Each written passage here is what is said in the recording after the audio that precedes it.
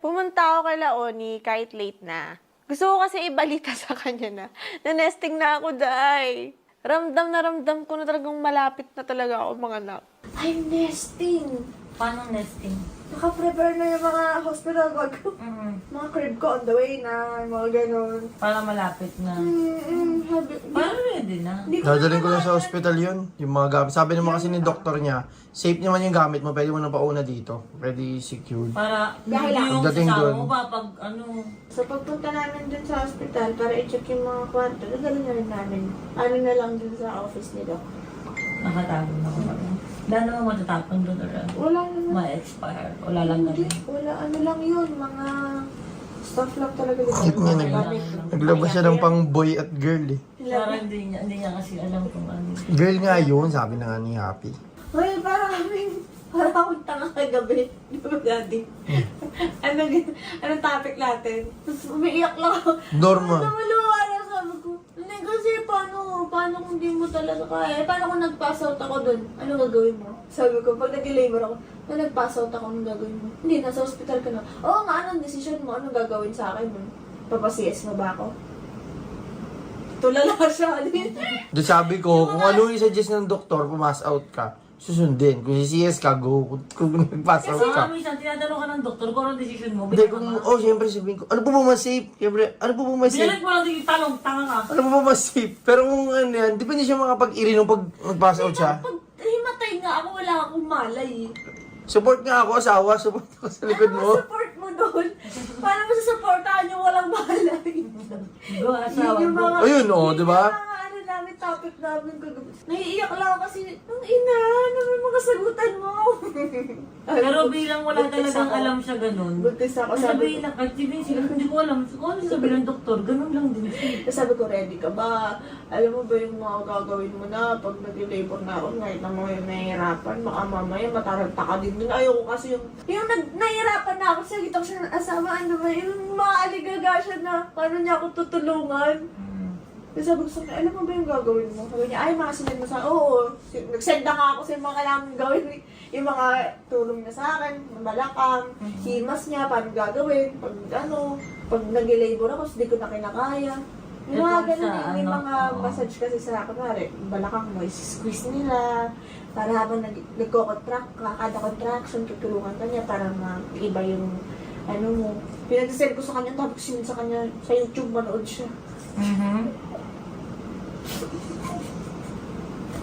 Hindi, nagtatanga lang kasi ako kasi more on yung may proper na may alam kasi nun. Hindi ko pwedeng basta panonood ang sessions gawin sa'yo.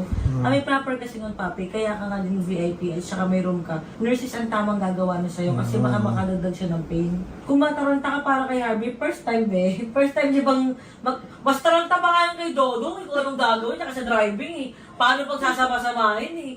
Sige, tataranta ka na ng gagawin ni Harvey. Sabi ko sa kanya, ewan ko kung bakit kumagaya ng pangatlo na. Bakit nakaba? Sabi ko kung nakaban ako na ewan. Sabi ko, bakit ganon? Napatingin talaga ako nun kay Papi.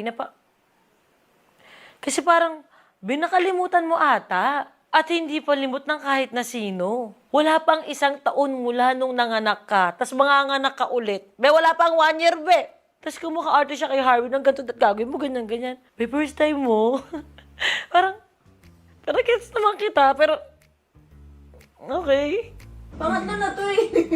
Hindi kasi ano ka, anxiety ka din. Anxiety. Sayot eh. Ilang anxiety ka na yan, ano na eh.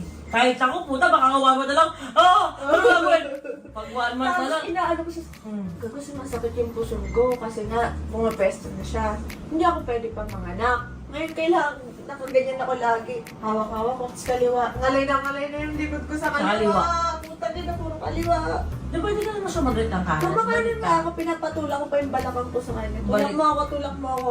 Pero yung ultrasound kasi kahapon niya, di ba parang yung ulo ng baby, malapit na nakadikit Nandito na na. talaga. Ano lang talaga ba yun talaga yung kay Happy? COVID kasi nung... Oo, yun yung sinasabi ko sa kanya. Kaya 9 hours din yung Mas kaya kay... niya eh. 9 hours yung kay Happy. First time naman kasi yun.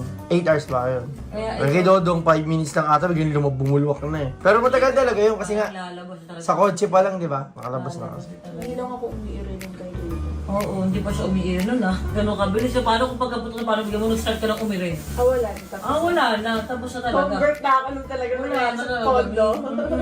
Kaya ano mo na lang. So, ko pa man din umabol kanina. Kaso walang mga bagets. Tulog si Happy. Baka mamaya magising-gising tapos walang kasama. Sa general cleaning kasi, para maaari.